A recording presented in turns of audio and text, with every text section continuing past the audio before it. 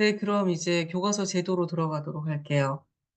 교과서 제도라는 것은 교과서를 편찬하고 발행하고 또 제작된 교과서를 제때 공급하기 위해서 어떤 과정과 또 어떤 행정 조치를 취할 건가. 그것을 포괄해서 교과서 제도 이렇게 얘기합니다. 어떤 나라의 교과서 제도가 크게 봐가지고 두 가지로 살펴볼 수 있습니다. 하나는 교과서가 담고 있는 내용을 연구하고 개발하고 심의하는 편찬 제도이고, 다른 하나는 그거를 책이라든지 디지털이라든지 어떤 매체에다가 담아가지고 공급하고 발행할 것인가. 그 두 파트로 나뉘어져요.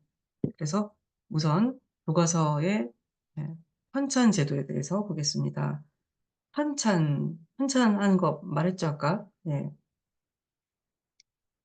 예, 편찬이라고 하는 거는 이 자료를 막 모아가지고 또 정리해가지고 책을 만드는 걸 편찬이라고 그래요. 우리는 국가 교육과정을 가지고 있잖아요. 그래서 우리나라 교과서 편찬 제도의 출발은 국가 교육과정의 교육 내용이에요. 그래서 우리가 이제 국가가 교육을 뭐 거의 이렇게 컨트롤, 장악하고 있습니다. 이제 질 관리를 하고 있는 거죠. 예, 잘 하고 있어야 될 텐데. 예. 이 교과서가, 네, 그렇습니다. 국정제 보겠습니다. 자, 국정제라고 하는 거는 제작에 아예 국가가 직접 관여하는 형태를 국정제라고 합니다. 교과서를 국가기관이 직접 편찬하거나 특정 기관에 위탁해서 편찬을 한다. 그러니까 직접 교육부가 하거나 그렇지 않으면 위탁, 예를 들어 뭐 교육과정 평가원, 교육개발원 이런 데 이제 공공기관에 예, 돈을 주고 만들어주세요. 이렇게 하는 거죠. 그것도 결국은 국가가 만드는 거예요.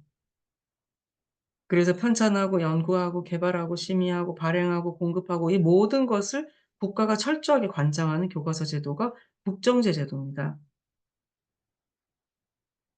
우리 뭐 역사 교과서를 국정제 하냐 마냐 이슈 가지고 뭐 어떤 우리는 성명서를 발표하고 어디서는 반대를 하고 막 네. 국정제 장단점이 있겠죠. 음.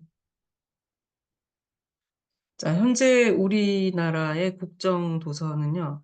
이제 특정 기관에다가 위탁해서 연구 개발용으로 편찬하고 있습니다. 그러니까 교육부가 누가 거기를 책임 안 되겠습니까? 예, 위탁을 하고 있고요. 또 어떤 형태인지는 알겠죠?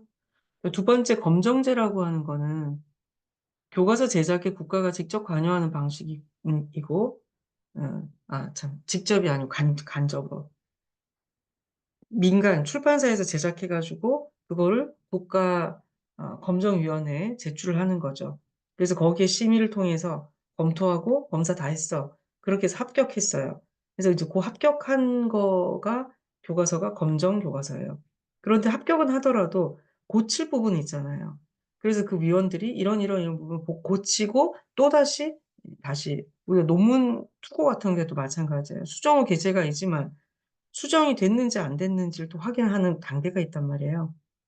그래서 이건 역시 국가가 교육과정에 교과서 제작에 관여를 하는 게 간접이지만 상당히 좀 무겁습니다. 이제 국가가 심의 통과를 해야 되기 때문에 검정제 교과서가 출판사에서 임의로 우리가 이거 그냥 검정 안 해주면 어떻게 할 거예요.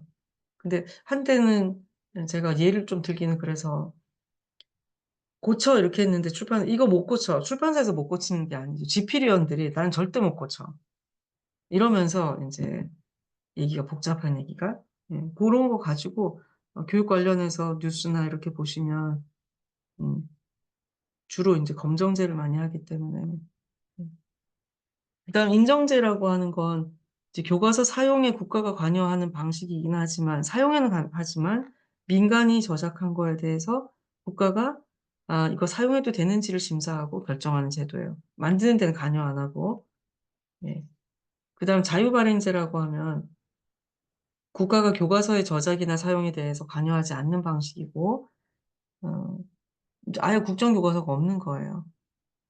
우리가 만들어 써도 되고 없어도 되고 다른 책 사와가지고 해도 되고 그런 이 학교 단위에서 교사의 자유도가 굉장히 높은 유럽의 나라들이 그렇습니다. 핀란드도 그렇고. 프랑스도 그렇고. 그렇게 되면 또 장단점이 뭐냐면 교사의 퀄리티에 따라 가지고 교사의 헌신도 열정에 따라서 교육의 그 질이 엄청 큰 차이가 나죠. 그리고 근데 기본적으로 교사들이 협력해서 잘 가르치고자 하는 그런 문화가 안착이 된다면 이제 국정제나 검정제나 이런 거는 좀 더 위축이 되겠죠. 근데 지금까지 우리의 그 메인스트림, 교과서 편찬제도 메인스트림은 그렇게 교사의 전문성을 인정하고 마음대로 하세요. 그렇게 안 해왔다는 거예요. 그래서 우리는 중앙 집권적인 형태의 교육과정 의사결정을 가지고 있습니다. 그게 점점 지방 분권화되면서 자율성이 강화되고 그에 따른 전문성이 또 요구가 되고 그래서 지역 교육청 수준에서 학교 수준에서 교사 수준에서 교육 내용을 결정하고 뭔가 방침을 정하고 자유도를 점점 높게 주고 있다고 하지만 큰 틀에서 보면 우리는 예, 국가가 주도하는 그런 형태의 교육과정 정책이 예, 이루어지고 있다. 그래서 이 부분에 대해서 다른 나라들하고 우리가 성과를 분석을 해야 되는 거죠. 이렇게 해서 좋은 게 뭔가. 그래서 그런 부분들이 필요합니다. 네, 그리고 교과서 공급 제도는 급여 제도예요. 급여 준다 이거죠. 어떻게 주는가? 무상급여, 유상급여, 절충식급여. 음, 학생이 주는 겁니다. 이게. 돈 안 받고 주고,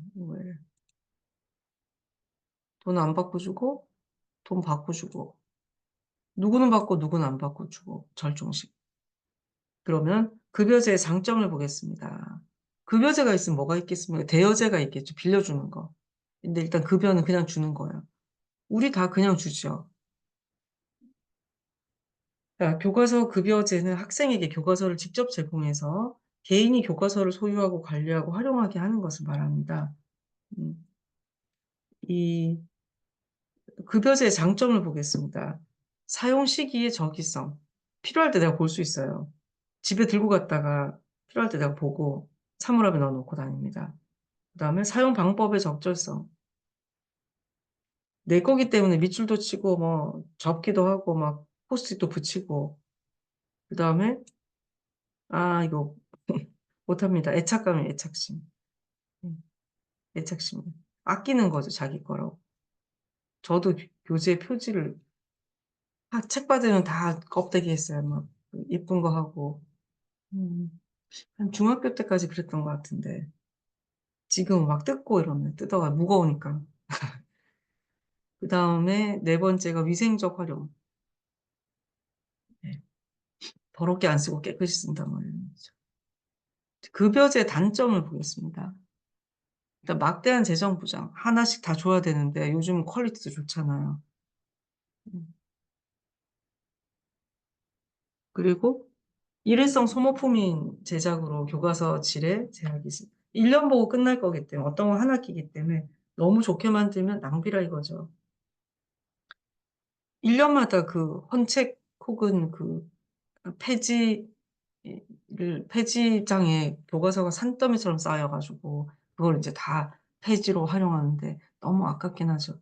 공부도 많이 안 한 거의 새 책도 많고 그죠? 예, 다음은 교과서의 공급제도 중에서 대여제입니다. 빌려주는 겁니다. 개인 소유로 지급하지 않고 대를 이어서 공동 관리 활용하는 제도. 이때 대는 뭐 세대 아닙니다.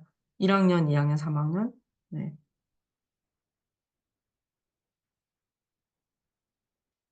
대여제 장점을 보면 질 높은 교과서 제작이 용이해요. 많은 여러 해를 걸쳐서 쓸 거기 때문에 유치원의 교구들을 한번 보시면 워크북은 각자가 쓰고 그냥 버리고요. 어, 그 워크북에 따른 모 교과서는 완전 패키지로 교구까지 이렇게 뭐한 10년도 쓰는 것 같은데요. 뭐 몬테소리 교구 이런 거 있잖아요. 그것도 이제 같이 매뉴얼하고 교구지 않습니까? 교과서잖아요. 그래서 이제 그거는 비싸죠. 고급돼 있죠. 네, 교과서의 교급파입니다. 그리고 단점을 보면 일단 비싸요. 그래서 학습자 한 명 한 명이 한 세트를 다 가지기 힘들어요. 그리고 내 게 아니기 때문에 막 서로 만질라 그러고 막 어린애들일수록 이제 이런 비싼 교과서를 대여하는 형태를 쓰거든요. 그리고 내가 혼자 볼라 그러면 집에 들고 못 가니까 그런 어떤 단점이 있습니다. 교과서의 채택 방법을 보겠습니다. 자, 앞에서 우리가 검정, 인정 교과서, 이제 국정보다는 검인정을 확대해가지고 일선 학교에서 교과서를 선정하고 채택하는 거, 이게, 기회가 더 많아져서 주는 대로 안 쓰고 어떤 교과서를 할 건가. 근데 교과서 선정을 위해서는 교사가 제일 중요하죠. 왜냐하면 그걸 사용할 사람이기 때문에. 그래서 이제 교사는 교과서 채택할 때 이런 거 하고 싶어요. 근데 결정은 교사 혼자 안 한단 말이에요. 그래서 교과서 채택 방법에 있어서 이슈들이 현장에서 곳곳에서 나옵니다. 그래서 중요한 거는 우리 학생들에게 그 교사가 이 교과서를 얼마나 잘 활용할 것인가 채택의 기준이 돼야 되겠죠. 예, 근데 뭐 채택의 기준이 아는 사람의 책이다, 아는 사람이 출판사다, 아는 사람이 집필했다, 혹은 뭐 이런 이념적으로 또 빨갛다 파랗다 이런 거 가지고 이제 기울어지면 곤란하다, 그런 얘기입니다. 예, 우리 교과형 도서관은 규정이 있습니다. 이게 대통령령인데요. 규정은 법이지 않습니까? 근데 법령. 어떻게 돼 있냐면 학교의 장은 국정도서가 있을 때는 이를 사용하여야 하고 국정도서가 없을 때는 검정도서를 선정해서 사용하여야 하며 국정도서와 검정도서가 없는 경우 또는 이를 선정하거나 사용하기 곤란하거나 보충할 필요가 있는 경우 인정도서를 선정, 사용할 수 있다. 그러니까 기본적으로는 국정이고, 국정이 없을 때는 검정이고, 그다음 검정도 없을 때는 인정이고, 이제 그런 형태로 갑니다. 검정의 심사 자료를 보면 교과서 요거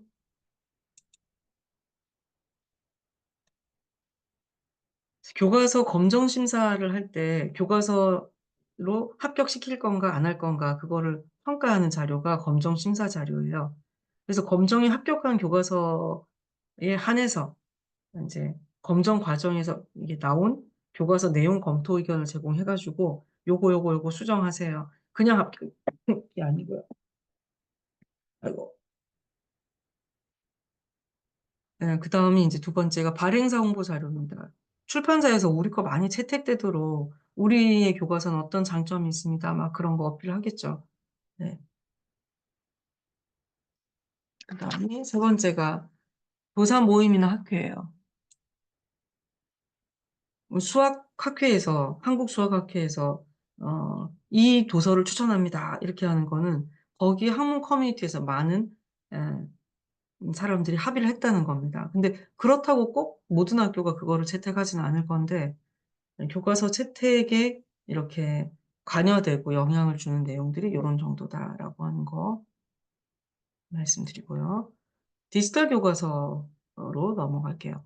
디지털 교과서는 이 종이 음, 또는 텍스트 형태 교과서 한 개를 보완하는 점에서 어, 의의가 있어요. 그리고 지금은 어, 디지털 교과서가 이제 그림이라든지 동영상이라든지 혹은 뭐 나무위키 같은 그런 어떤 그 텍스트라든지 다 링크해서 갈 수가 있잖아요. 그래서 디지털 교과서가 쌍방향적인 정보를 담아낼 수 있는 그런 특징이 있다라고 해서 지금은 책 가지고 하게 되는 것보다 디지털 교과서에서 부수적인 이 교과서의 보조 자료들이 엄청나게 많이 활용이 됩니다. 그래서 아이들이 다 탭을 가지고 있고요. 지금 우리 대학생들만 해도 종이책 들고 있는 학생 많지 않고 탭에 뭐 책을 다 뜯어가지고 PDF로 해가지고 거기에서 자기가 메모를 하고 예. 혹은 아예 전자책을 사거나 뭐 그런 다양한 형태의 디지털 교과서를 스스로가 종이책도 디지털 교과서 회에서 만들고 있는 그런 형태 같아요. 자, 디지털 교과서의 이거 인제 우리 국가에서 운영한 센터인데요. 뭐 어떤 내용이 있는가 보면 나중에 링크 한번 들어가 보시면 디지털 교과서 시작하기, 활용하기, 실감형 콘텐츠, 네 선생님 전용 서비스 이런 메뉴들이 있습니다. 네. 그리고 디지털 교과서는 기존 교과 내용, 서책형 교과서의 용어 사전, 멀티미디어 자료, 실감형 콘텐츠, 평가 문항, 보충 심화학습 등이 풍부한 자료와 학습 지원 관리주가 되고 지금 제가 이제 교재를 쓰고 있거든요, 디지털 교육에 관해서. 이제 교재를 쓰는데 교재가 많이 담기면 학생들 부담이 커지는 거예요. 들고 다니는 부담, 무게도 그렇고 또 책값이 비싸지죠. 그래서 어떤 형태로 가냐면 책은 아주 임팩트 있게 핵심만 넣고 이 책 말고 보조적으로 활용할 수 있는 뭐 강사용 PPT라든지 학생용 활동지라든지 이런 것들은 다 별책으로 해 가지고 출판사에 들어가면 다운로드 받을 수 있게 거기다가 그리고 계속 누적할 수도 있는 거죠. 그렇게 했을 때 인제 그게 교과서는 뭐 사실 80 쪽짜리 10,000원짜리지만 풍부한 자료는 예 따로 준다 이거죠. 이게 디지털 교과서의 개념이나 형태라고 생각을 하면 될 것 같습니다.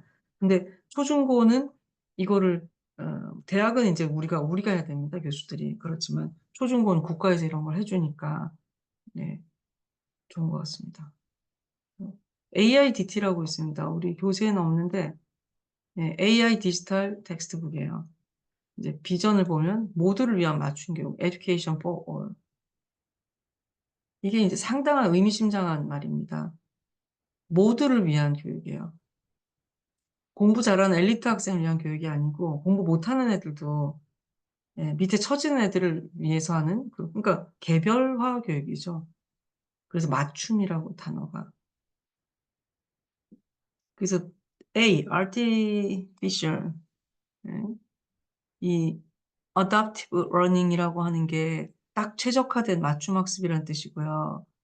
그다음에 intelligent, intelligence가 몰입할 수 있는 그런 어떤 그 재밌고 immersion 예 푹 빠질 수 있는 고런 내용으로 추진하고 그다음에 예 디지털 텍스트북은 뭐 그대로입니다.